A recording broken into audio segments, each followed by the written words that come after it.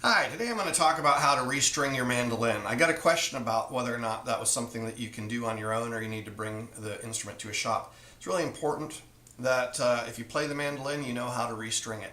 So there's two things that people are primarily concerned about with restringing a mandolin. One is that they've heard that if you take all the strings off the instrument, it will damage the neck. People say this about the guitar frequently. It's not true. There's no real concern with taking the strings off damaging the neck.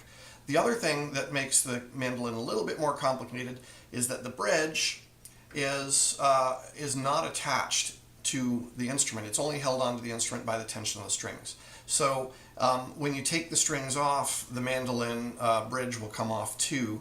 Now, one way of dealing with that is to simply take off one string at a time and put in the new strings, or you can put in one string from each course, so one each of the GDAE strings, and then do the other set.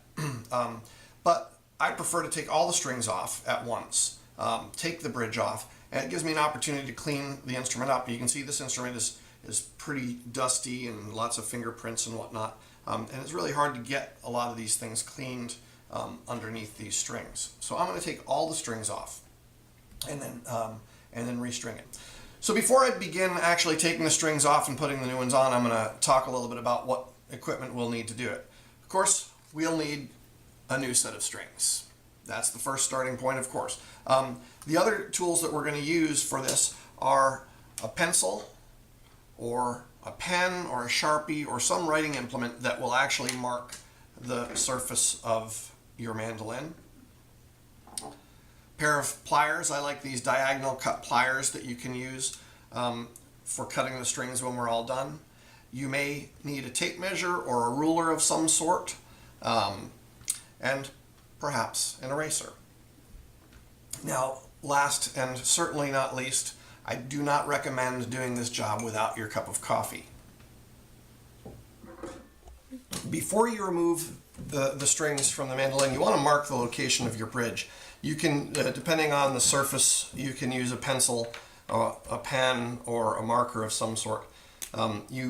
Particularly with a marker, you may want to check somewhere on the instrument that you can put it on and then get it back off again.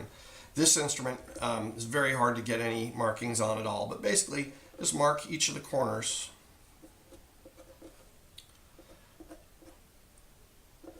so that later we'll know exactly where to put that instrument, put that bridge. Okay, to begin with, first thing we're going to do is down here at the tailpiece, there's a cover that we're going to take off. You may not have a cover, you probably do, so we'll remove that cover, set that aside, and you can see how the strings are attached to the tailpiece down here. Basically, there are loops just going over knobs. It may be different on your mandolin. There's a lot of different ways this can be done, but this is a pretty common way. And then we'll just loosen up the strings. So detune it all the way down.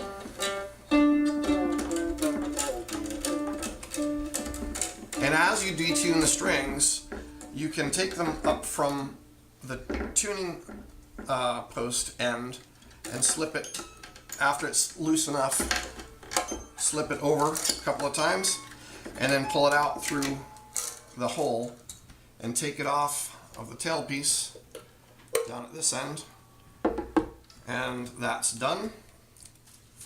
So I'm going to take all of these strings off.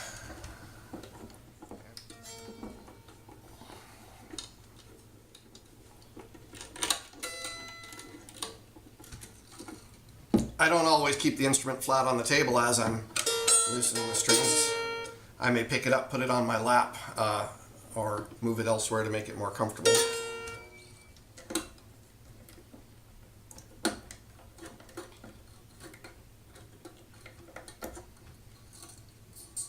So after you get all the strings off, the bridge will be loose. You can remove it, and you're going to want to check for the markings that you put on the instrument for where the bridge belongs. We'll set that aside for now.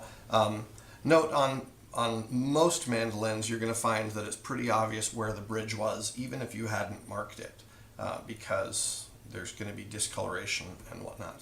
So the next thing that I'm going to do is clean up the instrument. This one is a terrible dusty mess. So I'm just going to use, in this case, I've just got a dry rag. Usually I'll want to use a very slightly damp rag, not enough to leave any water behind, but I'll use a slightly damp rag and then come back around when I'm done and use a dry rag to get off anything, any water that did happen to get left behind. So I clean the body, obviously, especially getting anywhere that I can't get to when the strings are on. I'm going to wipe down the fretboard, and the headstock is the part that usually gets most dusty and is most difficult to clean with the strings on. And then we'll begin to put the strings back on. I generally like to start with the thick strings first and work my way across. No particular reason for that. That's just the way I happen to do it. Again, with the situation, we want to clean our bridge too, don't we?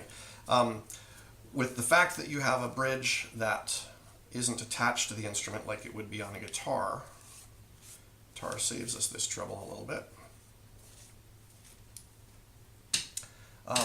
As we restring it, we're going to need to make sure that we get the bridge back where it belongs. Initially, you can just set it on the instrument and sort of approximately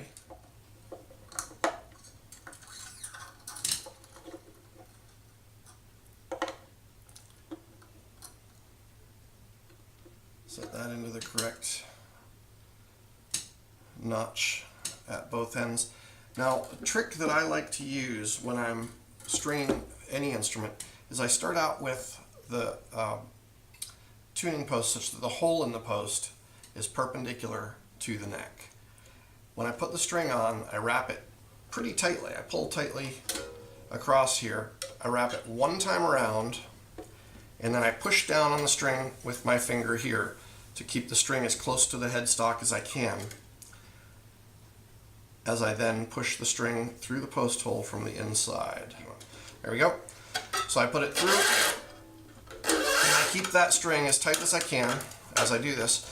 The reason that I like to do it this way, and then I pull this as tight as I can, what it does is it gives us a nice consistent wrapping here, and I don't have to wind too much to get it all in place. So I'm going to push down on this string to make sure that as it winds on, it winds below the string that came before it. So I tighten it up just a little bit. And that's good enough for now. I'm going to go back and check the position of the bridge and get it a little bit closer to where it belongs. And then I'm going to take one string from the next course. So again, turn that post, wrap it once around, hold it in place,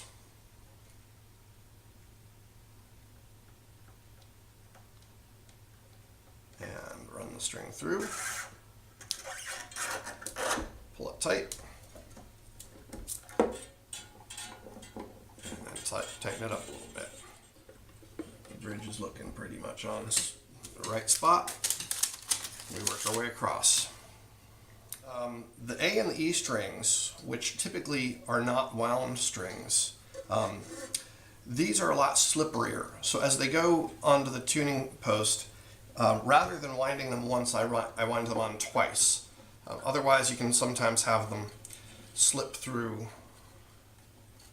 the hole, and that makes your life a lot less pleasant. So instead of just winding this onto the post one time, I'm going to wind it around once.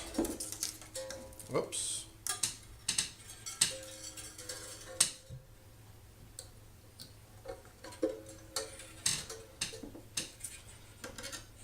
One time, a second time around. So I'm coming back around and working the second half of each course.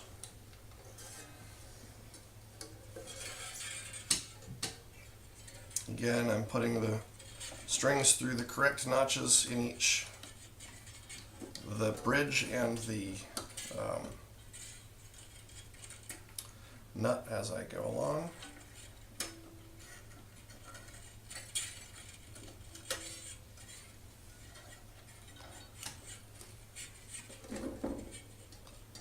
Okay, I have all the strings on now. I have not tuned the instrument at all. It's very much out of tune still, and that's on purpose because I now need to come back to make sure the bridge is in the right position.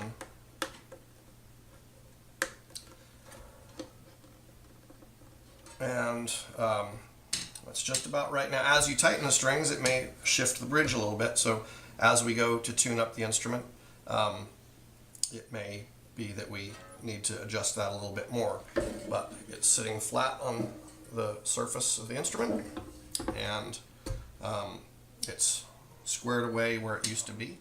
I'm going to start tuning it up, and as I tune it, the bridge may shift a little bit, so we may have to continue working on keeping that in place.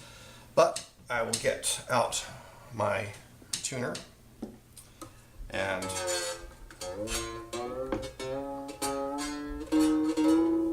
bring the instrument back to its proper pitch.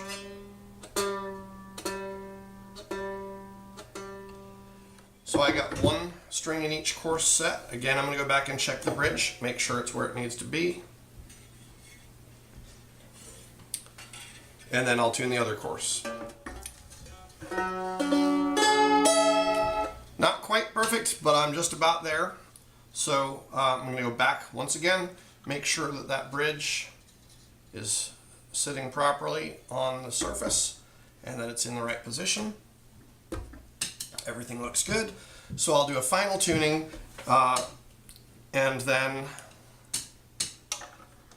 replace the tailpiece cover. Actually, I'm going to do that and then do the final tuning.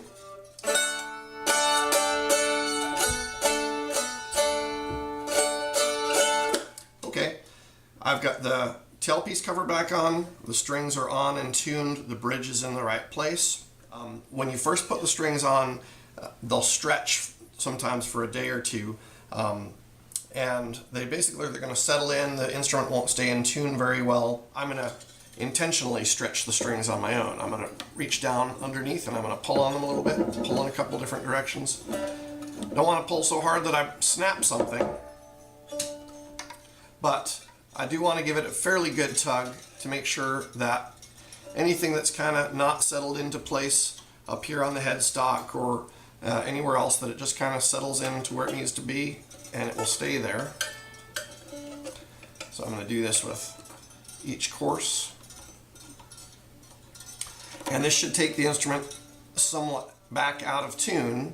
And so after doing this, I'm going to tune the instrument a second time, and then I'll stretch the strings again, tune it a third time, and I'll do that until the instrument pretty well stays in tune each time that I do that. So after stretching the strings several times and retuning, I'm confident that we're not going to get much more slipping going on up here. So I'm going to cut off all the extra. I want to cut it pretty near to the post because the remaining wire can be painful if it sticks into you. But of course I want to make sure that I don't cut the string that I'm intending to remain behind while I'm doing this.